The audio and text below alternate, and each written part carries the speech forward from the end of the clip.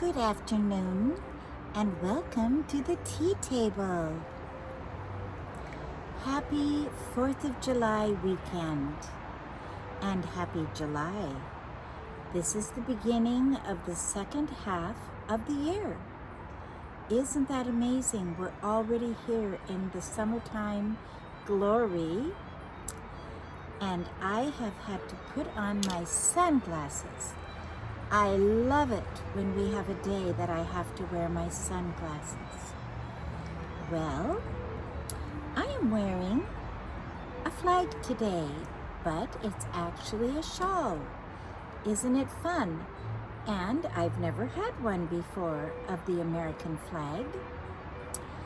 But we want to honor our beautiful country and thank God for all of the blessings that we have.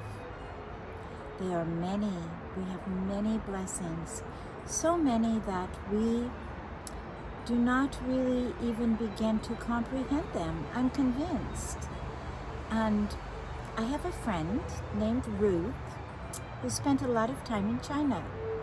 Her husband is an engineer, and she was able to go along and teach English and meet many of the Chinese people and have wonderful relationships and meet wonderful Christian Chinese people, mainland China. And she said that the people in China always call America the beautiful land. Isn't that amazing? They recognize how special this country is. And I was thinking the North American continent, we have Canada to the north, which I love Canada. I'm so grateful that I've lived my entire life within a couple hundred miles of the Canadian border. So we have spent a lot of time in Canada, and we love Canada. And at our border in Blaine, Washington, just north of here, there is a beautiful peace arch, and I don't know how large it is, but it's quite massive, and on it is engraved, "Children of a Common Mother." And then there are scriptures, and it is called the Peace Arch. And I have always marveled to live in a country that has over 3,000 miles of border to the north that has never been guarded. It's always been respected. It's always been honored. We are very close to the Canadians. Americans are. And if you think about it, Canada, their population is small compared to ours. And almost all civilization in Canada lives just 200 miles above the border. And then it stretches for miles and miles of terrain and lakes and rivers and mountains and up into the Arctic tundra, up by Alaska, and it is just an unexplored virgin territory.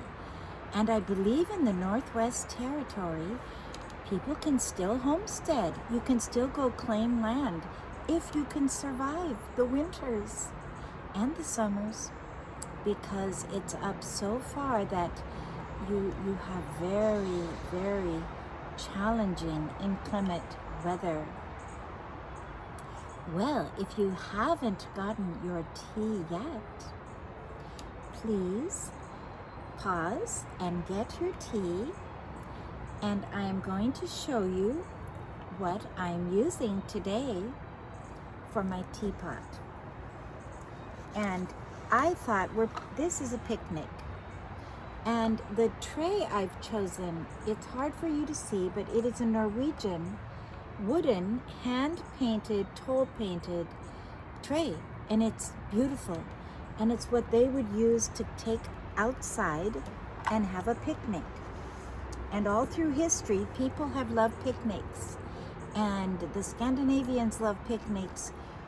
They have such cold winters. As soon as the weather is nice, they want to go outside. So I've chosen a red pot for the 4th of July. And red china is so fun. Now this is another cup that is actually a different pattern, and I'll show you the scene on it. Every one of these cups have a different scene.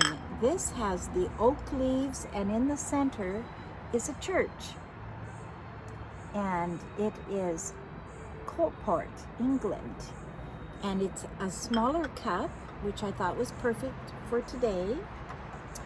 And I have hot, wonderful tea. And you might want to pour out right when I pour out and really have a tea party with me. Now, this is another red pattern. And this has the houses, you see? More of the country houses. One of these talks, I'm going to get all the different patterns of red. I love red and white china, and over the years, I've just collected a lot of bits and pieces, and they all go together. Should we try our tea?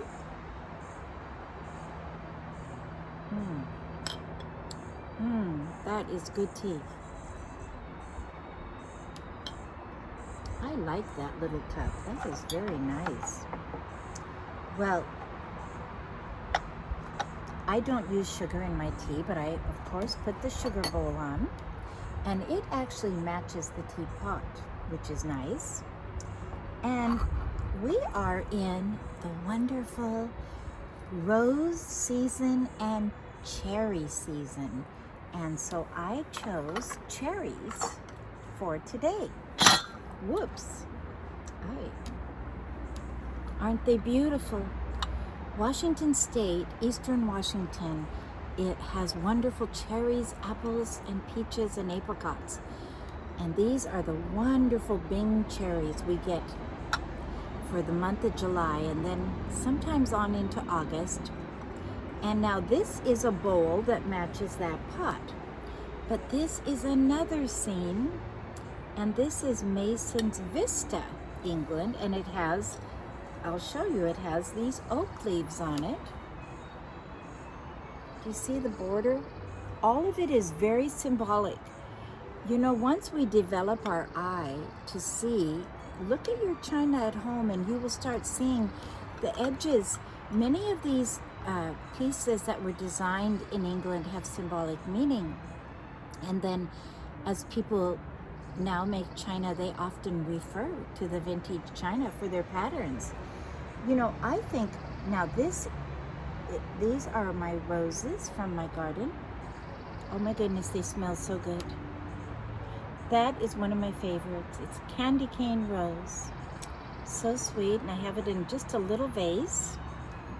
But I think I am going to show you this tray because it is so special. And some of you on the Tea Talk are Swedish or Scandinavian or just enjoy the art of Carl Larsson. Now, he was an artist over 100 years ago in Norway before any cameras were available. So it would be, I don't know his exact dates, I think it's early 1800s. And this is the plate. Isn't that beautiful? It's got that toll painting. You know, I have used this so much, and you see how when you put a pot on it, it may get a little white touch. You know that, you wipe it later, it comes right out. Whatever they painted this with is so hardy. And it has a Norwegian symbol. And many of these things are hand done in the home, and then they were sold. And I was told once at a Norwegian fair that during the war and after the war, the people were so poor and they needed money so bad just to live. They would make many of these things and sell them, and they were brought here and sold. And everyone here loved their things because they work in wood beautifully. I'm going to put these cherries back. I think I'll put the cherries out in front. Isn't that nice? The sugar bowl there.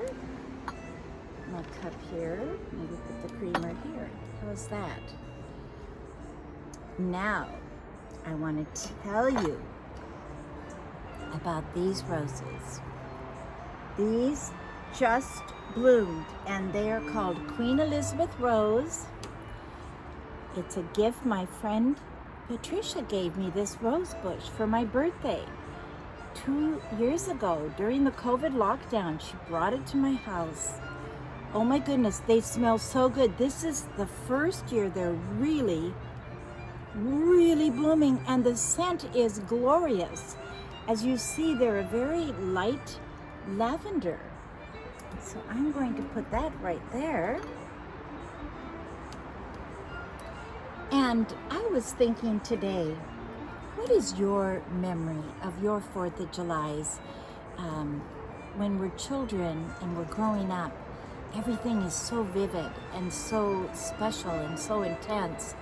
And for me, now, I know that sometimes we went for picnics out of town, but we often went in town. We lived in Tacoma, and Point Defiance is a wonderful place. It's a beach called Owens Beach, and you can have a picnic, and oh, the smells there with the salt water and the little fires burning, and they had log places for people to have picnics and cook, and wonderful place. Well, often we would go there because we wanted to go to the fireworks. And they were held at that time every 4th of July in the evening at Stadium High School Bowl, which for you who live in this area know that it is a very special. I don't know that there's ever been a high school that looks like Stadium. When we were young, my younger brother Jamie, he thought the King of Tacoma lived at Stadium High School. And it's understandable. It's a castle. It's a Gothic brick, gorgeous turrets, and it sits right overlooking the bay, the Puget Sound, and has a natural bowl. Well, that was actually not built to be a high school. It was built to be a hotel. Something maybe like the Empress in Victoria, where the boats would come and people would come. And I don't know exactly what happened, but I think there was a financial depression that came, not the 1931, but before that. And then Seattle kind of became the big city. And so they weren't going to get the people. So it became the famous Stadium High School. And they had this bowl that is natural. And then my high school across town that I graduated from, Lincoln High School, also has a bowl. And for years, probably almost 80 years, those were the only 2 high schools in Tacoma. Fiercely competitive, and would have a Turkey Day game every Thanksgiving. Just a lot of tradition. And I remember going to North End Tacoma, and there'd be all the cars, all the people, everyone wanting to see those fireworks. They'd go out over the bay. Perfect place for it. Well, that's one of my strongest memories of growing up. What do you think about when you think of 4th of July? I'm sure it's picnic time for you, and then as my children grew and we ended up living near the bay, we ended up having people come to our house, and actually we lived out in the country. People seemed to always end up at our property. And my boys and their cousins and their friends always had these fireworks. Oh, and I just hold my breath and pray, because wow, they always feel so vulnerable and dangerous, but how do you stop it? And so anyway, I remember one 4th of July. Now this is a memory. I had made my homemade raspberry jam and my homemade Mennonite brown bread, and the Cornuts came, a wonderful family of friends that we love, and they love, we've known them forever. They were in our wedding and we were in theirs, and our kids are like cousins. Well, two of their boys, Kenny and Stewie, play trumpets. Well, unbeknownst to their mother, they started blowing the trumpet, and out they were blowing fireworks out. They were young. And my boys got out in a boat, and they somehow lost the oars, so they grabbed some brooms and they were improvising, and then they decided they would have a war out there, you know, replicating the American Revolution. Oh my goodness. Somehow they all survived, thank God. And they had a good time, because the 4th of July is a family time. It's to remember our country, it's to honor one another, and it's to have fun. I was thinking today, you know, when the warm weather comes, now some of you live in California, some of you live in Arizona, and other places that are warm the majority of the time. And so you don't hassle with coats, shoes, boots. But we that live in the cold climate, we know what it is to have rain gear, snow gear, and wind gear, lots of gear.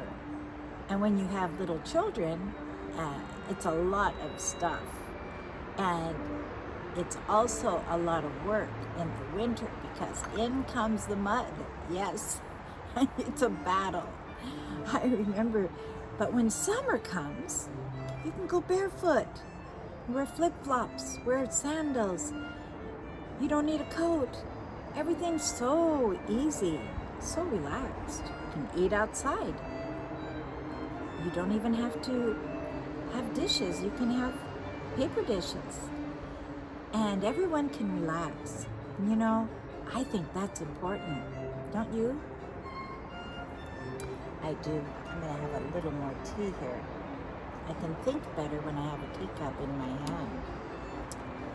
But you know, I wanted to talk just a tiny bit more about Canada, because I believe I also had spent a lot of July is a good time to go to Canada for us, because Victoria, BC has a boat you take and you go up. Beautiful. Oh, probably the most beautiful trip you could take is a boat either up the San Juan Islands or across the Straits of Juan de Fuca to Victoria. And it's just a wonderful trip, and then again you have this wonderful weather, and you have the flowers, and you have the sea air, because it's right on the ocean, which is the Straits of Juan de Fuca. They go out to the ocean, so it's that, oh my goodness, it cleanses you. That air is so clean. I absolutely love my memories of going up there, and then you can go up island, and it's very, very special.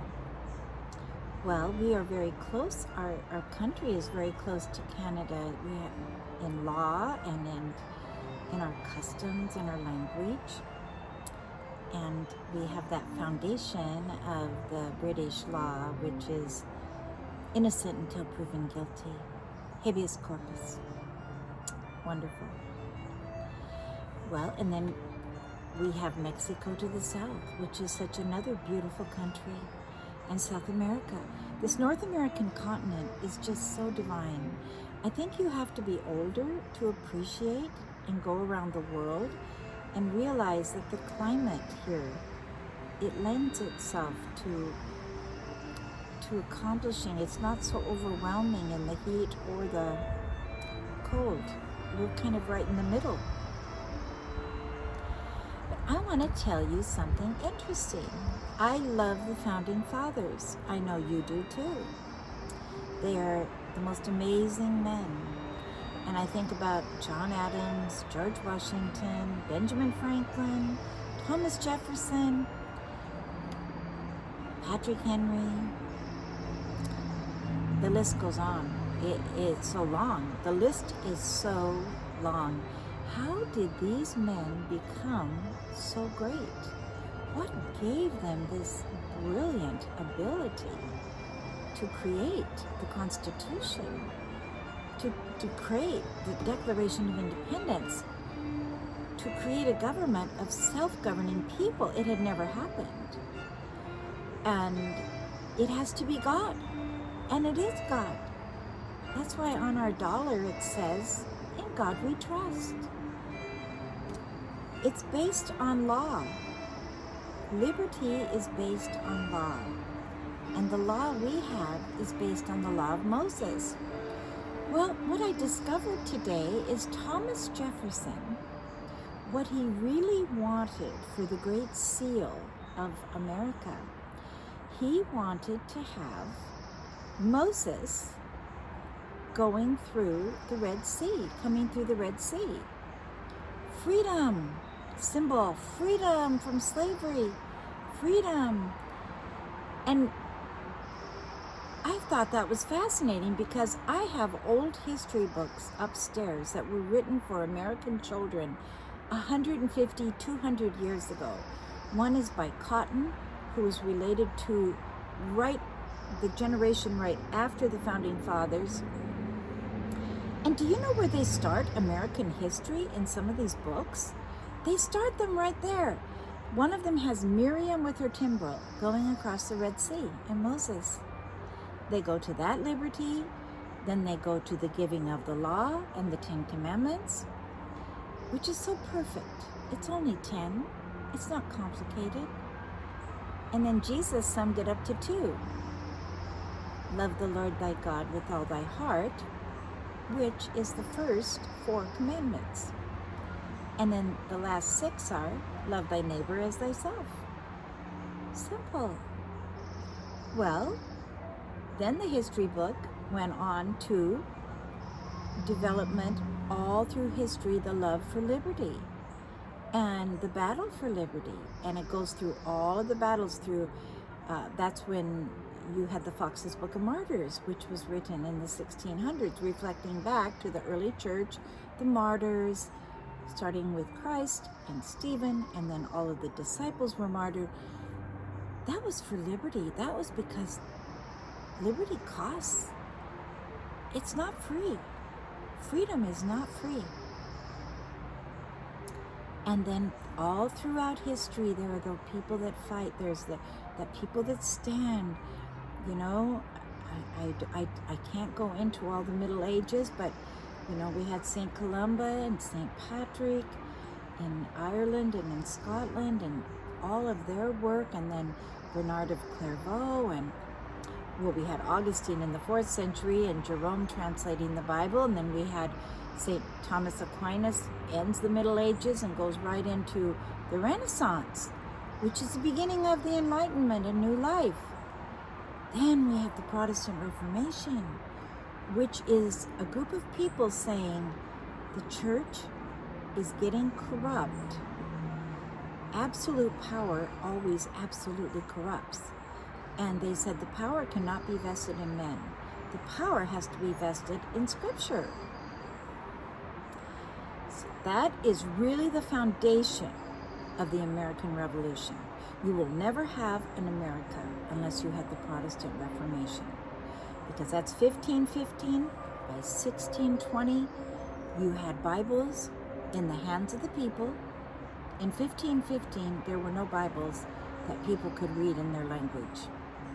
You had one Bible translated. You had everything in Latin, Greek, or Hebrew. And mainly it was the Latin Vulgate from 4th century, Jerome translated. In the 1200s, 1200s, you have John Wycliffe, England. Now he did a form of New Testament translation, but it was in the old Chaucer English, and most of the people were illiterate and could not read and write. But it was a beginning, and it sparked the idea that, yes, we want to give the Bible, the Scripture, to the people. Don't chain it to the pulpit and have it in a language they can't read. So you had William Tyndale basically translated the entire Bible. He was short. He did about 80%, and then he was, I'm going fast here. I could give you a better picture if I slowed down, but we don't have enough time. he was burned at the stake before he completed it. And his dream and goal was, can't we have a Bible in the hand of the plowboy? Can't he have a Bible? And that was his dream. And his dying words were, open the eyes of the King of England and let him see. And that king was Henry VIII, who had ordered his death. He was burned at the stake. And do you know, within a very short period of time, King Henry VIII made the Reformation happen in England. I'm really smoothing over a lot of stuff here, but he made it happen in England and commissioned a Bible to be translated. Can you imagine? Now, at the same time in Germany, we had Martin Luther translating the New Testament into German, and then the whole Bible went into German. That created a written German. They had not had a written German. The common people within 100 years were reading and writing and were literate. Before that time, they would go to the cathedral and those stained glass windows were like a TV to them. It told them the story of Christ and the Gospels and the disciples. They couldn't read or write. And they half the time couldn't understand the sermon in Latin or the singing of a choir in Latin. And they were held under superstition and fear that if they didn't obey in lockstep and do everything, they were going straight to hell. So this was a powerful thing, and that's why there was such a battle to translate, because it was going to give the people power. The power was going to go to the people, not be in charge of or not be held by just a handful of people. So then you had William Tyndale. When he died, his partner, Coverdale, went to Geneva and finished it up and translated, and it was called the Coverdale Bible. But really the work was of William Tyndale. Then in Geneva you had John Calvin, and he did his translation, or he took that translation, added his notes to it, and called it the Geneva Bible. And then that's the Bible the Pilgrims took on the boat with them in 1620. But the King of England, he wasn't satisfied. He goes, I want a Bible, and that was King James. So he had all the men come together, and basically it was the Tyndale translation, but his name went on it, and it was the King James Bible. And you know, so many expressions, euphemisms, words we use, like the truth shall set you free. That's directly the words of Christ translated by William Tyndale. And, you know, Shakespeare said, without the Bible, I would never have been able to write. You can see the biblical themes in his plays. I have a little bug coming at me. But then we fast forward, why would a group of people that are educated at Oxford and Cambridge and have wonderful families risk their lives and their children's lives and get in a little boat the size of a bathtub and go across an uncharted ocean to a land was going to be called America? It's because they loved freedom. They wanted to worship God in the way they wanted to worship him, not the way that they were told they had to worship under the king. And there were many martyrs during that time. And those pilgrim fathers that came to America, they established that Mayflower Compact. Before they even set their feet on the ground of America, they drew up the Mayflower Compact. And that was the agreement, a covenant between them and God, that they would honor God and walk in his ways. And then they went through the harsh winter, and we know the story. Many of them died, but they didn't mind, because they knew that there was something far greater that they were doing for their posterity and their children and the future. And you know, my husband has a sermon that he preached years ago on the 4th of July. It's the most original sermon. I was talking to him about it today, and he said, yes, that was original. He had those thoughts himself.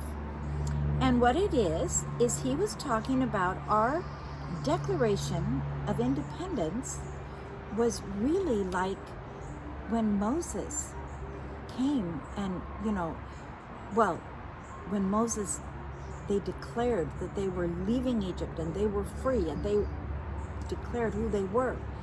And then the Constitution was the law of the Lord, the Ten Commandments, their way of life, what to do.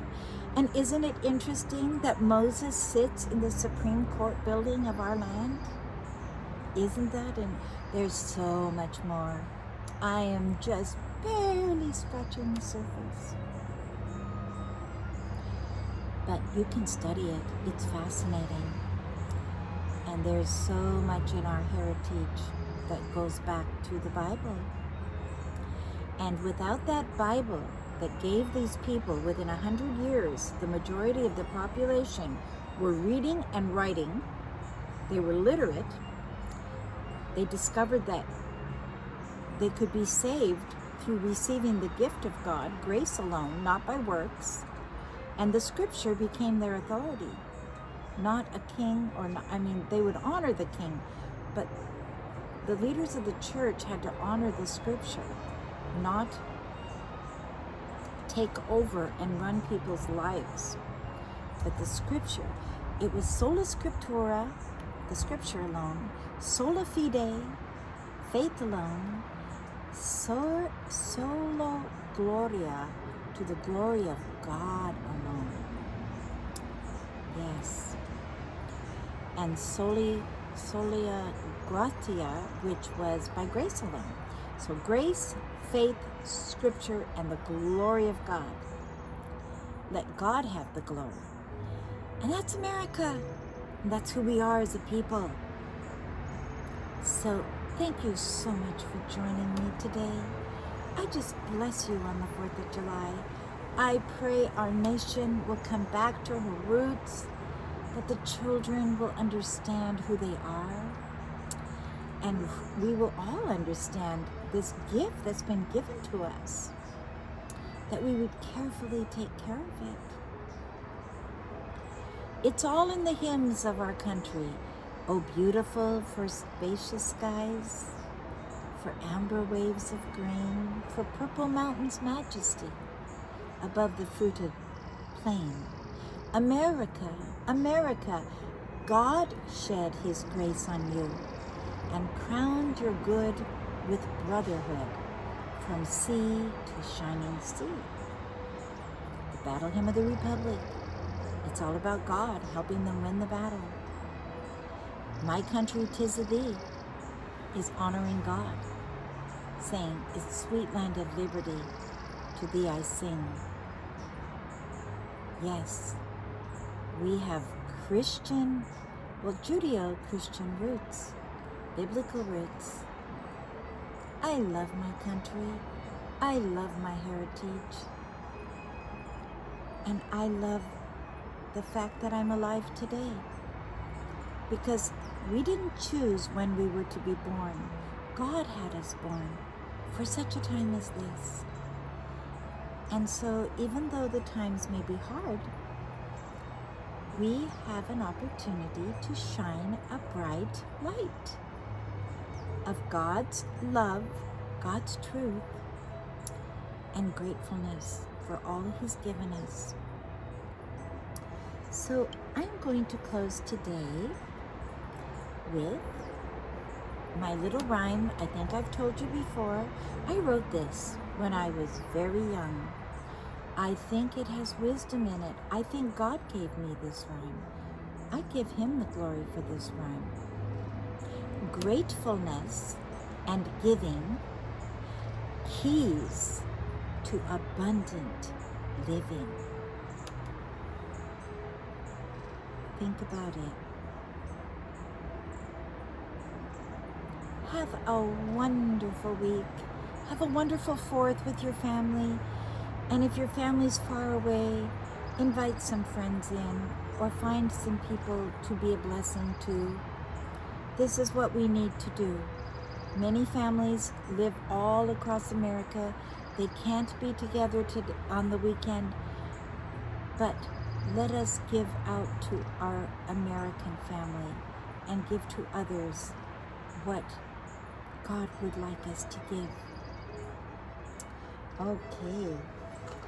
I have to find something. Yes. Okay. I'm going to put my tea down. Oh, and I always forget to tell you, please, if you like this, subscribe to my channel, Susan Shoemaker Tea Talks, which you have.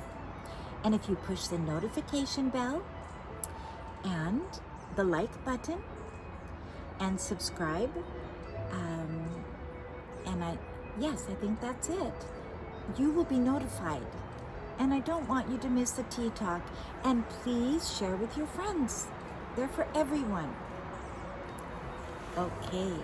Have a great week. God bless.